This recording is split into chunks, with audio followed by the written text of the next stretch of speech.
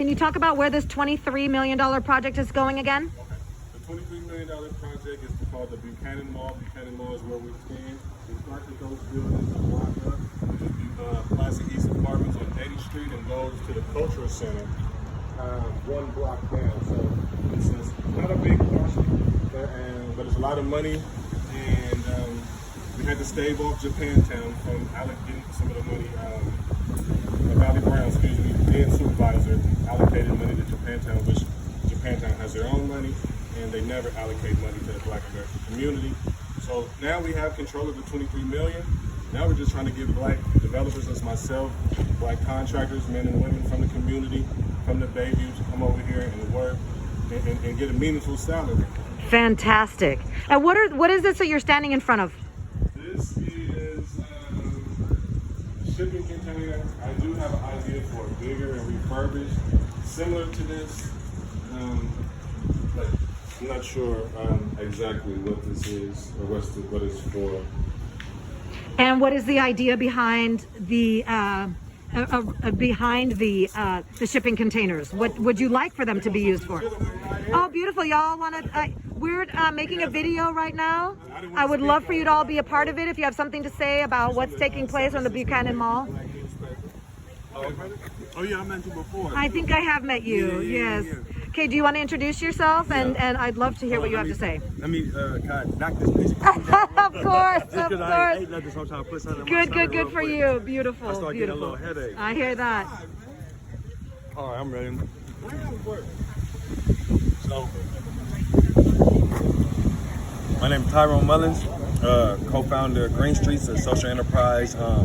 Started here in the neighborhood in the Fillmore 12 years ago, based in waste diversion. So doing recycling and composting and affordable housing. That got us into the door, and then we started getting into mental health, workforce development, and a bunch of other pieces, because we was hiring people and we were seeing people lose the job. So we was like, what was going on with people? And we started understanding it's hard to keep a job when you ain't addressed some of the things going on with you mentally, or some of the things that's going on in your environment. Say that. Like that. So now that opened up our lens to get certified to do mental health work. So we do stuff called RAP, Wellness Recovery Action Plan, talking about triggers, action plans around triggers, just having a dialogue around mental health for our communities. Then, so basically addressing the trauma that our people have experienced generationally. Yeah, and not just stopping at, so that people do a lot of talking now about PTSD, and we understand that PTSD is post-traumatic stress syndrome, so post is when you're removed from the situation, but a lot of us are not removed from the situation, so we're dealing with CTSD, either continuous or chronic, whichever word you want to use.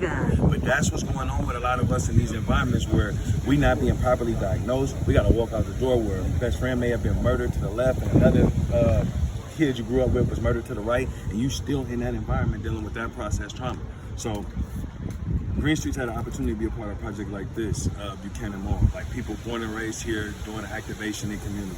They wanted to redevelop all 5 blocks. We said, let us go out and lead the outreach on getting feedback from the community so it can be what community want to see here. We started core values, safety, security, agriculture, history, and then community, connecting all 5 blocks. Because I'm from here, all 5 blocks don't connect with each other. There's differences on each block. So in that, we knew that that was something that we wanted to change, basically. You wanted to reconnect. Reconnect. Oh, so, God, I love this. This is so beautiful. Year one, the city said, show us what you can do.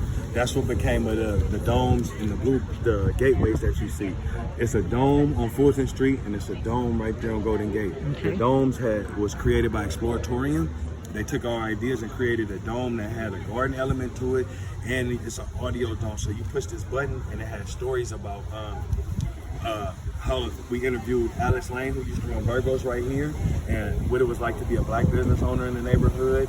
She talked about how long the Black dollar used to stay in the community as opposed to now. We had stories about Black women empowerment. So she ran, I think it's called Bumpy's Cookies up on Fillmore Street. I think the other lady name was Ava Patterson. Like, we told stories about women in business. The Green Street story and how we got started was a story that played. And we did what we did on one side of the neighborhood, we did on the other side, so that nobody felt slighted. That's then beautiful. We did Yes. the gateways. If you pay attention to the gateways, they show past, present, and future imagery. So past imagery, that came from one of our elders, rest in peace, to Stella Baker. She brought us the pictures of the debutantes, showing us women, black women as debutantes, and what that meant at the time of a woman transitioning from like her teenage years to womanhood and having that support as she went that route. And then Raymond Wade, he brought us imagery from the Black Panthers food program. He volunteered there when he was a youngster at the location on Fillmore Street, and he talked to us about what those times was like and how the breakfast program turned into what now we know as WIC. And if they wouldn't have did that breakfast program, kids today wouldn't even be able to go to school and get breakfast and lunch freely. But that's how you can create something in your community that have longevity connected to it, sustainability connected to it. And the Black Panther Party's breakfast program was run by the people, whereas WIC is run by the So state. we got to get back to for us, by us. Yeah, so okay. The leadership on this project was to show the city how we could come up with a design that could benefit communities. So we worked with the Office of Shell Barton to create a design for all 5 blocks that was based on the core values, that'll have a new stage, new garden, seating areas, multi-generational workout equipment, even work with Wreck and Park, who's the landlord of this area, to hear back from the tenants in Plaza East. They said they wanted barbecue pits, and they don't allow barbecue pits on their land, but they made an exception for us because that's what community was pushing to have. So just a whole new design that is really from what the people wanted, the feedback we got from those surveys. We've been doing this 9 years to make sure that we collect all this information. Then once we got the funding, because it was years we didn't have no funding. I get that. And then when the funding started coming through, it feels good, but then everybody start feeling like they start grabbing at it too. Sure. To where somebody like myself, it keeps me up at night to withhold the integrity of the project. Sure. To Yes. make sure that it's for us, by us. And then even when this arrived on Tuesday, so this is going to be called the Opportunity Hub, right? Oh, okay. So this is what this is going to Yeah, be. Good. when Excellent. this just got here on Tuesday, and we're working with Josh right here. He worked for Exploratorium. He helped us create the vision for this, feel me? Because I'm not a designer, but we're going to create an extension part. Yeah, but to you're a it. visionary. Yeah. Thank God for that. But he's going to help us create an extension to it, and then what we want to do is paint it. And I'm thinking in my head to pay some kind of homage to Virgos, because that's the last time we had black commerce here. Kind of pay homage to Virgos somehow, but have community come out, paint it. We got the windows. We actually got solar that goes on top. We took it down so it don't get stolen right now. Got it. And then we're gonna customize some shells and stuff in there. So my brother, who was working with me, that's Jason Morgan. He's gonna once we decide like shells and look and stuff like that. Let's walk this way. Okay, He's beautiful. gonna show And us. please introduce yourself again, because I had to start that video over. Tyrone Mullins, Good one. co-founder, Green Streets community owner, operating social enterprise, on year 12 of being an entrepreneur, working on the Buchanan Mall project in my neighborhood, 5 block project, public space activation, for us buyers. You know what I mean? We're talking about the Opportunity Hub right now, and the idea behind it is to be able to have location where community can activate space. So you can come here, we got the shelves, you can put your merch up, come here and do a transaction or something like that. We're working with Wreck and Park to bring food here, because as long as it's prepackaged in the commissary kitchen, they'll allow us to do some kind of food sales here. And then we got funded to be able to do pop-ups in this location, Wreck and Park, so we can use the basketball court area. We can repaint the court if we want to, and be able to do pop-ups right here. We can get entrepreneurs and vendors out, bring some music, and be able to have a platform to operate business. And this will operate 7 days a week or whatever your hours are. Like, how is it? With the plan, the phase 1 plan of it, because I'm working this out. This is the stuff that I love doing, but this is the stuff that keep me up. So the phase 1 plan of it is to start with like 3 or 4 days, I got it. like about 4 to 6 hours of those days. Having Green Streets here to be present to set up, seats and tables, whatever the final design is, to be able to operate and have presence so people could feel safe.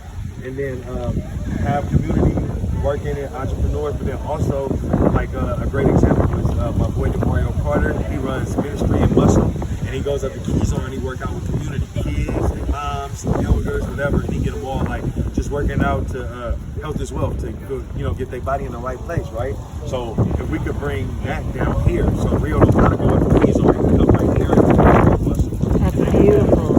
Coming off of here or something like that, and people can be working out, and it's the mom and it's the kid, or somebody who does Zumba or yoga or something like that, come over here and really activate the space. So now people is coming back to the space with a positive energy behind it. You know what I'm saying? Absolutely, Put absolutely. on some basketball tournaments for the youth or something like that, where now people understand, they seeing people like myself really.